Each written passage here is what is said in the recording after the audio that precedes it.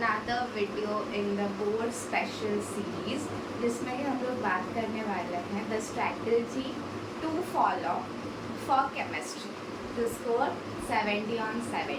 ठीक है, सो अगर मैं बताऊँ आपको आपके जितने भी सब्जेक्ट्स हैं इन साइंस, सबसे ईजी स्कोरिंग सब्जेक्ट है केमिस्ट्री, जिसमें कि आप बहुत ईजीली केमिस्ट्री में 70 on 70 स्कोर कर सकते हो. तो ओनली थिंग इज आपको थोड़ी मेहनत करनी पड़ेगी and you have to do a little more revision. But I sure अगर आप इतना भी करोगे ना, you will be like scoring full marks on 70, and it is very easy to score 70 on 70 in chemistry because the questions in chemistry are very predictable.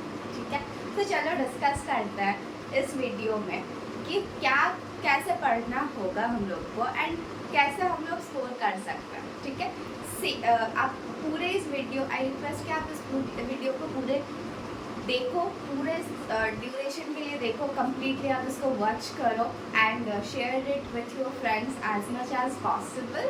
अगर आपका कोई भी फीडबैक होगा do mention in the comment box. Come on now let's dive into the video. क्या है, कैसे पढ़ना है, राइट? तो देखो, आपको पता है कि आपका जो थ्योरी का पेपर होता है it is 70 marks, correct?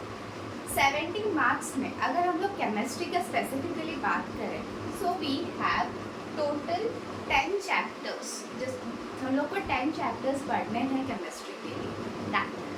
10 chapters में वी हैव ऑर्गेनिक केमिस्ट्री जो बियर करता है, जिसका वेटेज है 33 मार्क्स, एंड इनऑर्गेनिक केमिस्ट्री का वेटेज है 37 मार्क्स. जो आपके बोर्ड एग्जाम्स हैं, बोर्ड एग्जाम में ऑर्गेनिक केमिस्ट्री से आप लोग को आता है 33 मार्क्स एंड इनऑर्गेनिक केमिस्ट्री से यू गेट 37 मार्क्स. सो आप लोग के पास 10 चैप्टर है, राइट? सो यहाँ से आप लोग अंदाज़ा लगा सकते हो. आप अगर एक पार्ट को बहुत अच्छे से थॉरली कर लोगे एंड साथ ही दूसरे पार्ट को भी अगर आप पूरा कम्प्लीटली भी पूरा अच्छे से भी ना करो, कुछ उसमें से कुछ सिलेक्टेड चैप्टर्स भी अगर आप करोगे, so you will be easily able to get 50 out of 70.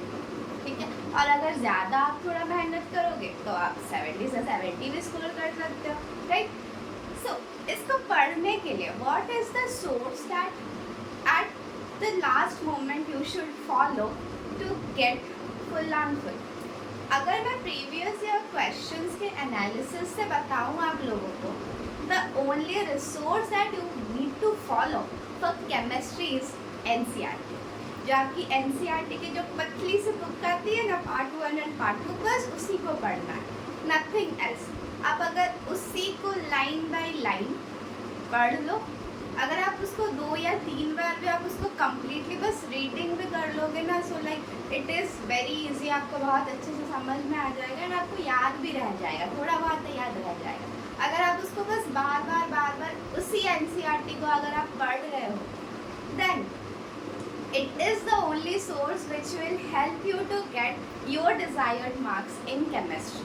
And I assure and I guarantee कि आपका NCERT, अगर आप NCERT ही पढ़ के जाओगे ना, आपको कोई दिक्कत नहीं है. ब्लाइंडली आप NCERT ही पढ़ के जाओ and you will get all the question, because according to previous या एनालिसिस, जो आपके प्रीवियस या क्वेश्चन होता है उसके एनालिसिस के बेसिस पे आई से केमिस्ट्री के लिए NCERT जो केमिस्ट्री का बुक आता है, NCERT chemistry book, it is the bible. आपके बोर्ड एग्जाम के लिए it is the bible, it is the religious book. बस उसी को आप रिलीजियसली पढ़ो, क्योंकि क्वेश्चन डायरेक्टली केमिस्ट्री के बुक से ही आता है.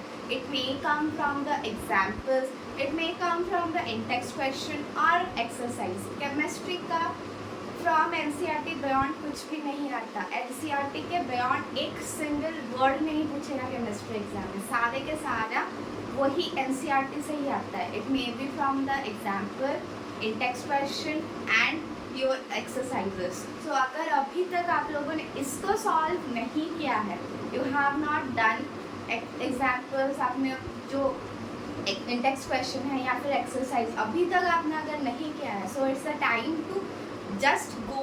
आप वीडियो कंप्लीट करो and just go take out your NCERT book and just go keep solving the question, because इसी से डायरेक्ट क्वेश्चन है, आपके सामने ही क्वेश्चन है, आपके पास ही सारा का सारा चीज़ प्रेजेंट है। द ओनली थिंग इज आप उसको कैसे रिवाइज करोगे एंड आप कितना अच्छे से उसको ग्रैस्प कर सकते हो, ठीक है।